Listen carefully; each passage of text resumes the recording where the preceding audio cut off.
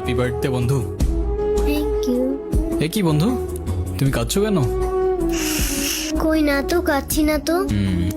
Wait, দেখো, এ নাও বন্ধু, একটু মিষ্টি মুখ করে নাও।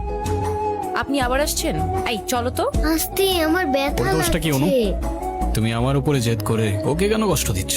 আমার মেয়ে আমার যা খুশি তাই বলবো, আপনি বলার কি? আর কেনই বা আসছেন এখানে? কেউ না আমি, আর কখনো আসবো না। চলে যাচ্ছি আমি এই শহর ছেড়ে, বহু দূরে। এমনিতেও এই শহরে আপন বলতে তেমন কেউ নেই আমার। শুধুমাত্র শেষবারের জন্য আমার ছোট্ট বন্ধুটাকে দেখতে এলাম। তবে যাবার আগে তোমাকেও কিছু কথা বলার ছিল।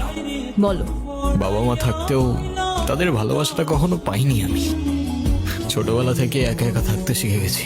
আমার মতো যারা আছে না, তারা নিজের কষ্টটা কখনো বলে বুঝাইতে পারে না। তবে আমি যখন আয়রার দিকে তাকাই না, তখন আমি আমার ছোট্ট